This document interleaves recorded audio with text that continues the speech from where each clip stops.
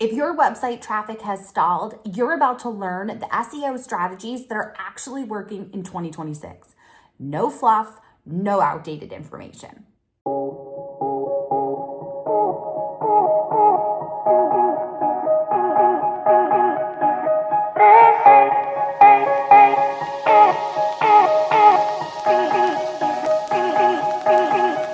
Hi, Ty. How are you? Doing great. Doing great. So glad to be here and thankful that we have a chance to connect.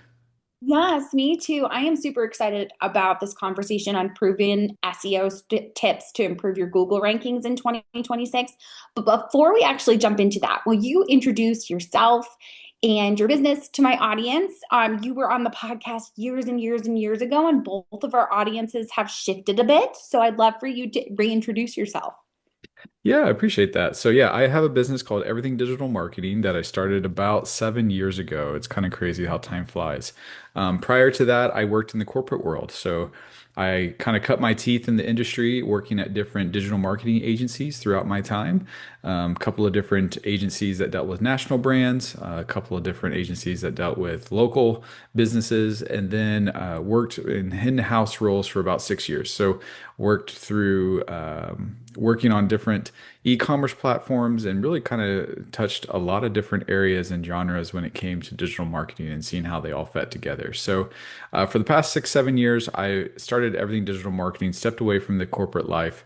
It's kind of morphed over the years, which has been fun, like you just said. It originally started out as just a membership, but now I offer done for you services. So I work with business owners, I work with people who are looking to increase their bottom line through getting more traffic, converting higher traffic, and providing them with knowledge of how to do that. So I have a team of about 7 people underneath me at this point, and so we are chugging along, working on clients and helping them in every aspect of their business. It's been fun. Excellent. Very good. All right. So let's just jump right in. Also, I don't know if you saw me giggle, but you said 6, 7, and all I could do was think of my middle schooler. Yes, I have a middle schooler Giggling. too. I'm wondering Yeah. if my audience caught it. I'm sure there were a couple moms in the car that giggled. But let's just kind of jump in. What's the biggest change you've seen in SEO strategies over the past few years? Yeah, it's interesting as SEO has evolved, so has the content producer. So there's still some basics that are true where they were true 10 years ago, they're true today. But variety of changes that have happened clearly with AI, which I'm sure we'll get into, but also with the way people consume information. So in the past, it was very simple. You basically answered questions in a way that you felt like you would want it answered. And really, what's changed now is Google is saying, well, you need to look to see how we're rewarding traffic and then provide a better answer than what's already currently available. So, for example, if you're a business owner and say you're a lawyer in New York City, right? Looking at the top results and seeing who is ranking and what kind of content they're producing to rank in order for you to try to compete with that. Whereas in the past, it was put your website up, get your information online, make sure it's fully filled out, and then do some tweaks here and there.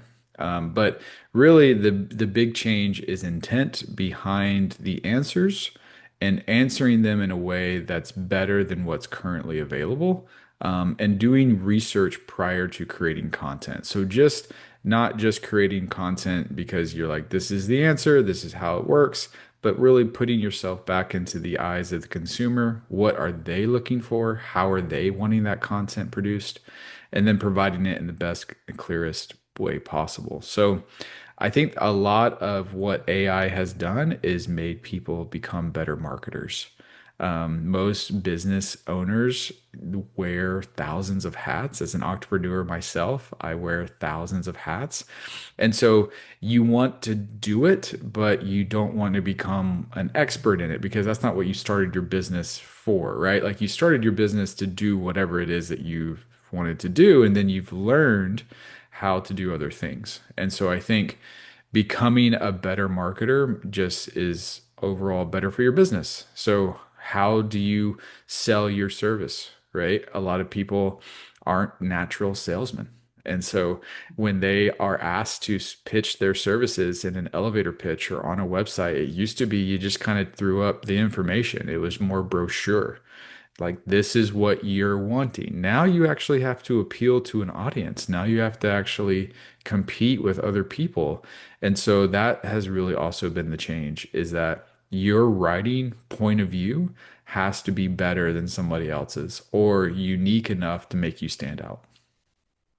Yes, it's that uniqueness. I think that it reminds me of 2009, 2010, when we weren't rating for SEO, right? We allowed our voice to be out there. We allowed to just kind of share in our personality. And I think it's bringing back that personality while still answering the question fully and to the best of our ability and beyond what others have done in the past when we search for a certain topic. Absolutely. I think people are doing themselves a disservice by not allowing their personality to shine. And that's what connects people, right? When you talk to people face to face and they're robotic and quick with their answers, you move on. You don't spend any more time. It's, small chat, right? And if you do it in a way that connects people to you, then you build your brand, you build your business, you build relationships, which is what people are craving today, even with the technology we have at our fingertips. Absolutely. So now, how do you determine which keywords are worth targeting in 2026? So you can't ignore AI. And if people are going to Google a term and there's going to be a very quick answer, there's not really a reason for you to create a blog post anymore for that. So, for example, there was a strategy back in like the 2012 to 2016 timeframe where you would create an article around how many cups are in a liter or how many liters are in a gallon. And that type of information is too generically produced with AI that it's not worth creating content around. I work with a few travel bloggers, and one thing that I've explained to them, if you are putting together a 3-day itinerary for New York City, then AI can do that. They can hit the main spots. That has been done and over and over and over again. What you have to produce is information that people will actually want to read, not just highlights of skimmable information. So when you're choosing keywords, the biggest thing that you can do is Google the term and see if it is an informational query that is easily answered through AI, or if there's space in that search result that relates to people wanting more context, wanting more information. So your ability as a keyword researcher now determines what type of content you're producing and what type of content you set aside, saying that's an AI post. That's information that AI is going to take. I'm not really going to need to compete with that, right? I mean, back in the day, there used to be all of these weather services. Well, now Google, AI, Apple, they've all created those. So it's all native now. So you don't need to have a post or a website talking about weather because you can get it information at your fingertips. So depending on your business, depending on what you are, you have to make content that makes you stand out, that shows that you're an expert, that people can trust your brand, and that you can be seen as the expert that you are. Some people in this space, whatever they are, they like to hold back their best information. I feel like that's a strategy of the past. You have to give information again and again and lead with your best stuff to really distinguish and separate yourself. So, keyword research really boils down to, can you create content that requires a unique POV that people want to know? So, instead of how do I plan a 3-day travel or vacation to New York City, the content might be, here is the 4 different itineraries for 3 days, depending on your needs, right? Depending Right. on what you like, right? So I've experienced all of these and I will give you my review, right? So if I go to, Fort Lauderdale, Florida, I want to know how that person's experiences were, what their personal preferences were.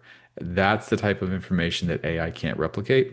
That's the type of data that will make you stand out, and that's what will help you gain more followers because people start to trust your opinion, not just your knowledge.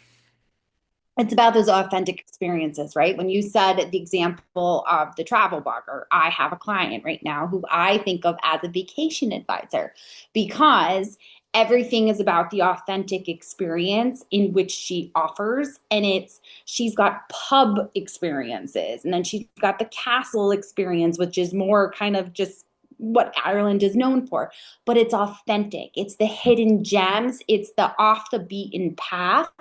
And I think that is why her business has continued to just explode ever since everything opened back up since COVID. Because it's that authentic experience that people are looking for. They don't want to do the nomenclature kind of stuff. Right. I think that's been played out. I mean, at this point, most people can get the details on the big highlights, right? I mean, there's only so many tourist places in a built in a specific area, right? So then you're looking for, like you said, the information, like what would locals do? Like we travel quite a bit and we don't want to hit the same places that everyone else that is traveling with us wants to hit because yeah, we want to see it, but that's what we want to go where the locals go, right? We want to go eat where they eat. We don't want to eat where everyone else is eating. So, yeah, I think everybody wants authentic experiences now, particularly the demographic that you're trying to reach compared to the demographic that AI is trying to reach. And I think that those are two different demographics. So we talked a little bit about AI and the Yep. importance of making sure that we've got an authentic quality content out there that goes above and beyond surface level. Are there any other things that businesses should do to stay ahead of AI? Yeah, that's a great question. I think the biggest thing you could do is make sure that when people come to you, they're not just getting authenticity is one thing, but the other thing would be for me is what information are you offering that like even if like I'll give you a perfect example. Mhm. I can go and eat a taco here in Austin, Texas. And there's a place here called Torchy's Tacos. And if you've ever eaten a place like that, they are $5, $6 tacos. But when you get the taco, you understand why. And I can go get a taco at Taco Bell for 99 cents and have very different experiences, right? So with your business, are you a 99-cent taco? Are you a $5, $6 taco? And are you charging and are you providing the experience to justify the charge? Right.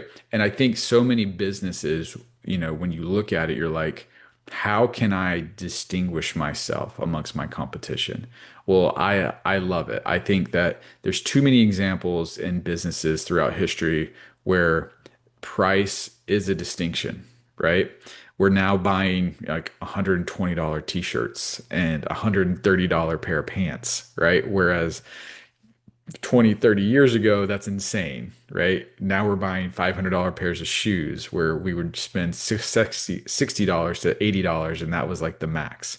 So Right. obviously inflation, but there's also a level of quality that you come to expect with that higher price tag.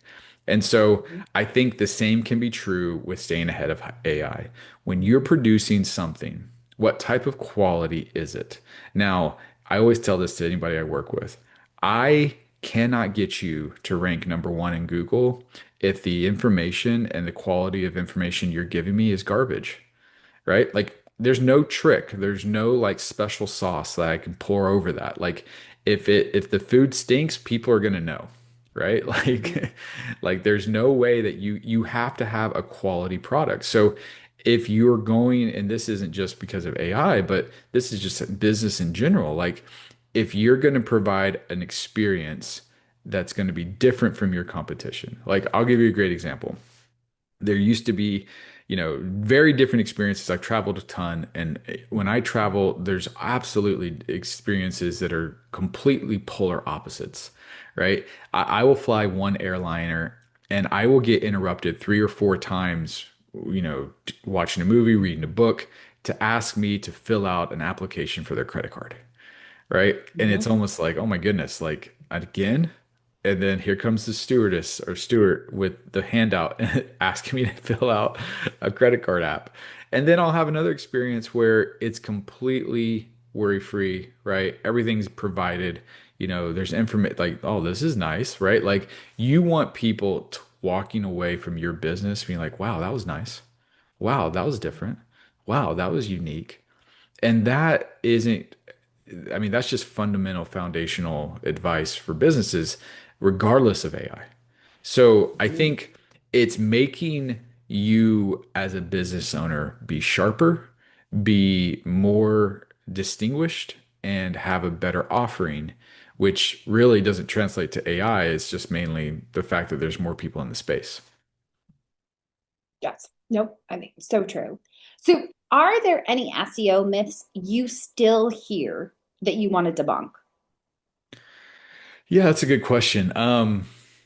Yeah, I think particularly in the industry that I've been in for a while now, I think a lot of advice is given. And SEO advice is a lot like diet and health advice. And health and diet advice can be completely opposite for one person's body type and where they are in their health journey compared to another person, right? I always like to give SEO advice and compare it to fitness, right? So if I'm going to the gym and I'm an Olympic athlete and I'm a marathon runner, my workout is going to look vastly different than someone who has never been to the gym before, who is overweight and trying to cut weight in order to be healthy, right? Two different experiences. And so the biggest myth that I like to give or debunk is really if you're given an SEO advice, know where the advice is coming from and know where the advice is meant for, right? So, for example, like there's people I work with who are on the highest tier of the ad networks, right? And so they're being get one-on-one advice from those ad networks saying, do this, do that. And so that advice gets trickled down in the groups and in the masterminds.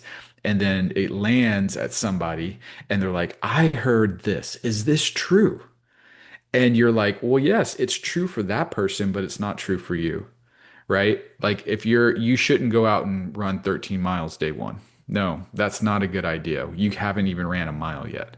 And we have no idea how fast you can go. So no, let's not do that. Tailor the specific SEO advice to the specific situation. Like I'll give you an example. I work with some lawyers and majority of lawyers don't have time for SEO. They don't do SEO. And the ones that do just want it checked off the box. So when I'm working with them, I'm like, I need you to fill out your Google business profile. I need it to be completely filled out. Give me the information and I will fill it out for you. Give me 10 photos of your office. Give me some headshots give me access to all your media library. And within 30 minutes, I can get that profile in a place that immediately transforms their unique online inquiries coming from that source. And it's just literally just the knowledge. So there's so many times where knowledge doesn't necessarily mean it's right for you, just like a doctor giving advice to somebody in their 70s is not going to relate to somebody in their 30s or in their 20s, right? So SEO is very similar. So when you hear of this advice, my caution to you would be what is the context the advice was given in and who is the advice meant for? And if that person is similar to you, then particularly try it. And then the other thing I would recommend is you should absolutely be testing as much theories and as much things on your site as possible. But know that those tests do not mean that the theory is wrong. It just means it wasn't right for you, right? I've gotten to a point with my health where I have a personalized vitamins that are based on my blood type and my urine because I've had those tested and now I know exactly what my body's deficient in. Well, my vitamin regimen is very different than my 7-year-old son's, right?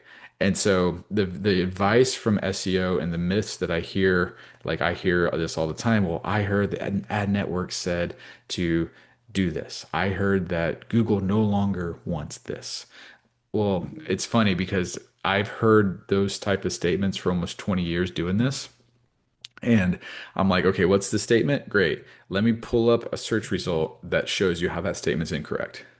So I'm also a big proponent of I don't do what Google says, I do what Google shows me is ranking. And so there's a big difference because Google will always say from conferences, from tweets, from articles, do this. Like a good example is the SSL certificate. Back in 20, whenever 15 that came out, Google made a date that, like, I think it was in the middle of summer, saying by this date, if you do not have your SSL certificate, you will see decreased traffic. That was the verbiage that was used. So everybody panicked, got the SSL certificate loaded on their site. That date comes and everyone's like, okay, I did it, right? And then a month later, sites that Devin hasn't even paid attention are still ranking in the top three, right? And then 3 months later, those sites are still there. 6 months later, we're still seeing it. So I'm like, man, I'm sure glad we spent all that time, energy, and effort putting in the SSL certificate. And Google's like, oh yeah, by the way, it's something that we're rolling out, but we don't know when we're going to roll it out, and we're not going to tell you if we did, right?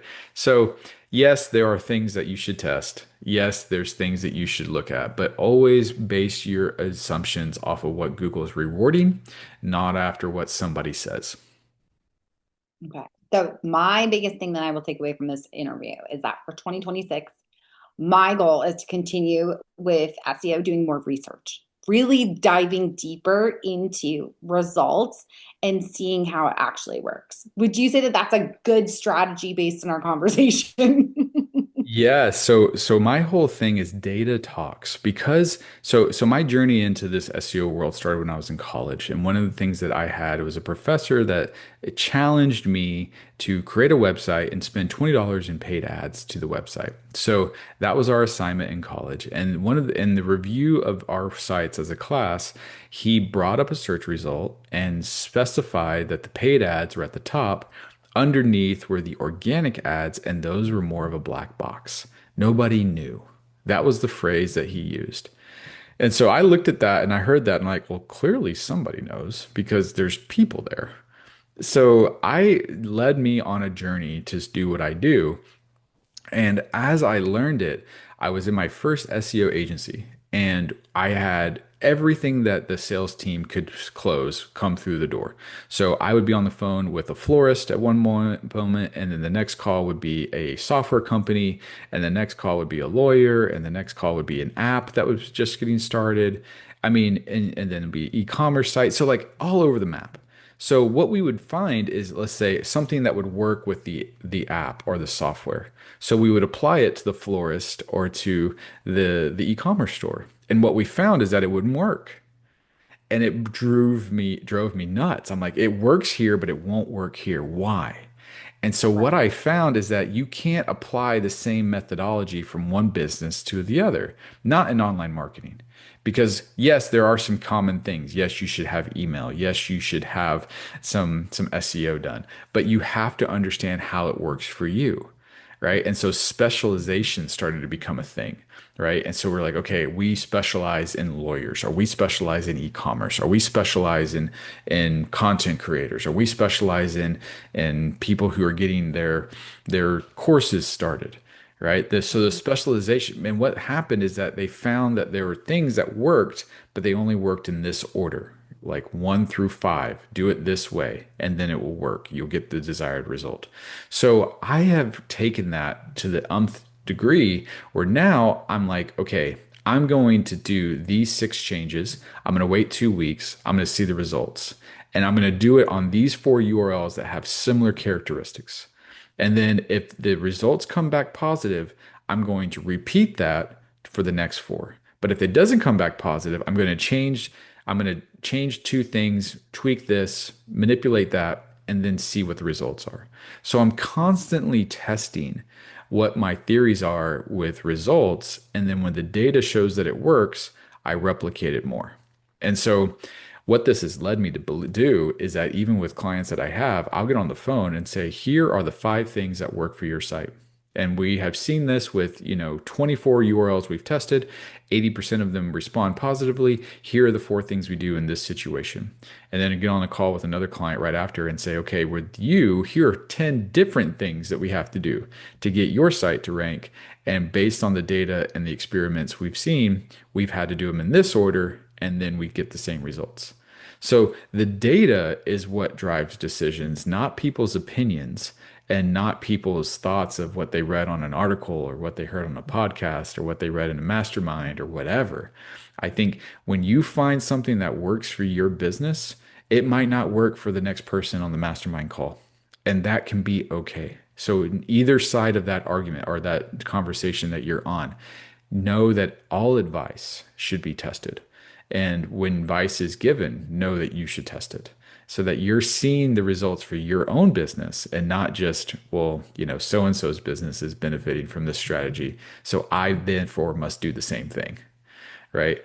And so, yes, there's principles. There's a difference between principles and strategy. And so, yes, the principles of being on social media, having an email, doing social SEO, those are all valuable principles. But how you do it, particularly in 2026 and beyond, is absolutely specialized and absolutely driven by data.